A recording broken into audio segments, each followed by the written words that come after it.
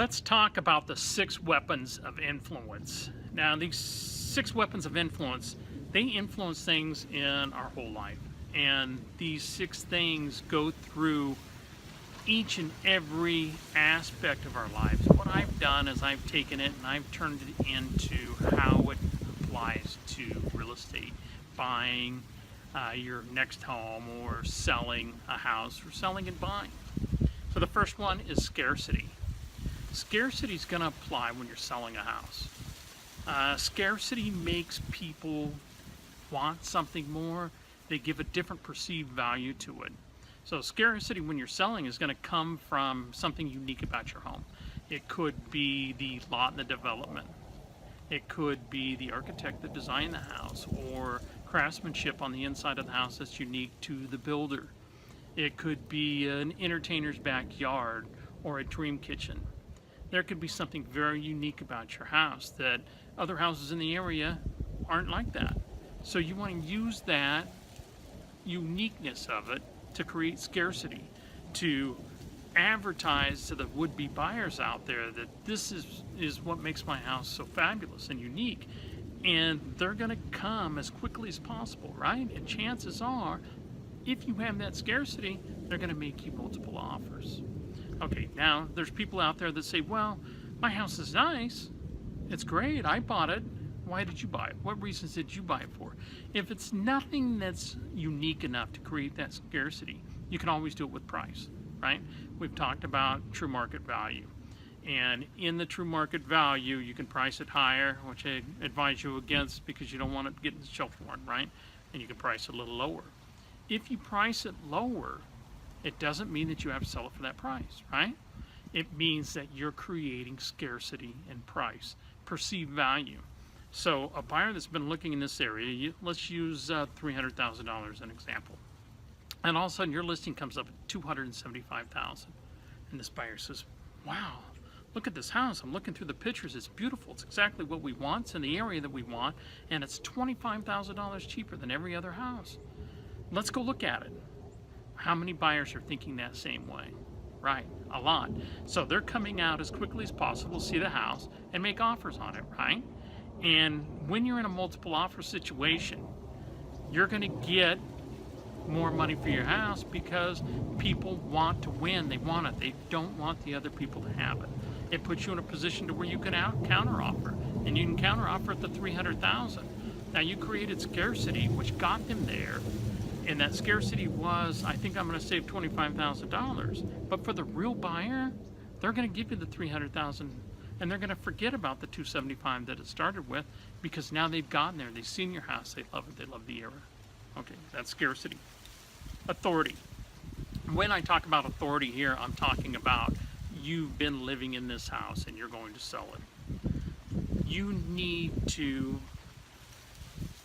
put into words so that you can market, or the agent representing you can market with authority. These are the awesome things about my house. This is why I love it. I've lived here all these years, and this is what I can tell you. This is what I can tell you about my neighborhood. This is what I can tell you about the evenings here and the sunsets. There's things that you're the authority on because you've lived in this house, and you need to express that so that the buyers understand it. And like I said, it could be teaching that to the agent that's representing you. All right, thirdly, social proof. Social proof is so huge these days because we're in a smaller world, right? We can chat with our friends and family instantaneously by picking up the phone. Social proof is people that are going to a restaurant and they're asking friends, or they're looking this restaurant up online and instantly seeing if people have liked it or not. You're going to use that to your advantage when you're selling your house. You're going to ask your friends and family, what is it that you really love about my house? What do you love about my house? And I want you to post something on your Facebook page or on your Instagram page. I want you to post something on there with a picture, and I want you to do me a favor and tell people, I'm selling my house, and this is what you love about it. And you may have one of your friends or family that says, I can't believe they're selling this house. It's beautiful. I've gone over there for barbecues, and this is what you can expect. That's powerful because it's not you selling your house, it's somebody else selling your house. Now, it's really cool because you can go to that friend or family member's Facebook page and you can share it, right? And that gets shared on your wall, but you're actually sharing what somebody else is saying about your house. So it's great to put it on your wall and share it as something that you're selling. It's even better when friends and family do it. And you can multiply that by how many? You may have 300 friends. You should be able to get at least 10, 15 of them to put those on your wall. And they're giving you an endorsement, a testimonial. And that's powerful. That's social proof. Reciprocation. Now, the law of reciprocation is that when somebody does something kind for somebody else, that person wants to do something kind in return. In applying this to selling your house, the best thing I could think to do when you're selling, you're going to buy another house, right? And when you're doing this, you're going to ask that seller to provide you with a termite clearance and a termite report. You're also probably going to ask them to supply you with a home warranty. Home warranty, sometimes the buyer will pay it, sometimes the seller will, but it's not uncommon for a seller to pay it. So as a seller, if you know you're going to ask for these things when you buy, the person buying your house is probably going to ask first too, for them as well too, right? So what you want to do before they ask is you want to do it. When you're marketing your house, you can market that we already got the termite report done. Termite reports are generally good for 90 to 120 days. So you're going to sell your house quick, right? You're putting it on the market, you're pricing it right, you've got the right pictures and advertising, you've created the scarcity, you're going to sell this thing in 30 days. So get the termite report done, have it cleared, ready to go. Then you can advertise, hey, I've done this for you. You could also advertise that for any acceptable offer that comes in that purchases your house, you'll go ahead and pay the home warranty, and you'll give up to $585 or $600 towards the home warranty. You're offering these things first. You're offering because you're thinking they're going to ask for them. But offer it first. Then when they come in and they go to give you an offer on price, chances are they're going to look at it and say, this person's been really nice. They've already taken care of things that I don't have to worry about. I want a deal on the house, but I don't want to beat them down on it. I want to be fair. It's going to make the negotiation process much better. And if they offer you $5,000, $10,000 under and you come back with maybe $1,000, $2,000 reduction, maybe full price because you have multiple offers, they're going to take it because in their mind, you're already a good person. So the law of reciprocation, that's how you put it to work. Liking. Now, in liking, I'm talking about getting the buyer to like your house. It's great if they like you. It's always better too. But I'm talking about when they step into your house, they're going, wow, I don't know exactly what it is, but there's really something about this that I like a lot. And importance to that, you're going to learn in going through the modules, it's light and bright. There's lights on everywhere. It's clean. The kitchen counter is spacious.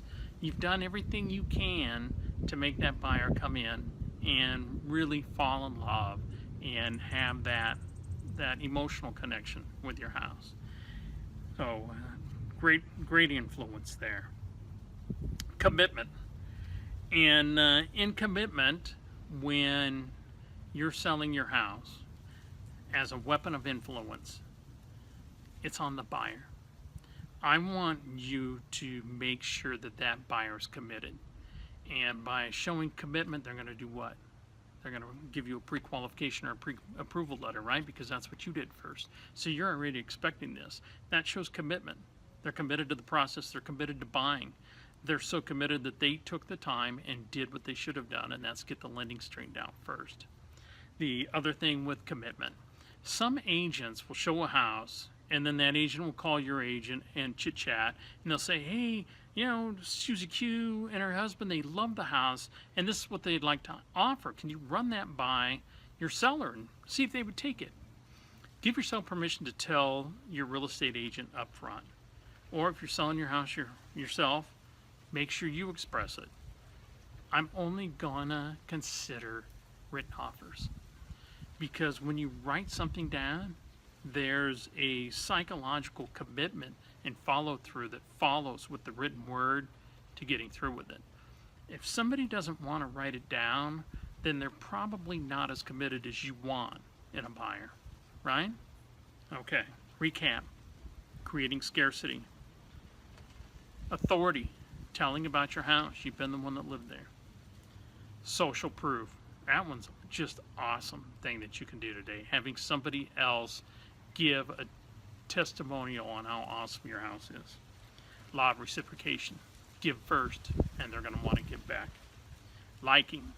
Above liking. Make them love your house. Make them love everything about it. You want them to fall in love with that house from the moment they walk in. The sixth one, commitment. Make sure they're committed to following through with the transaction, and you've got yourself a great sale. All right, I hope you've enjoyed this module. We'll see you in the next one.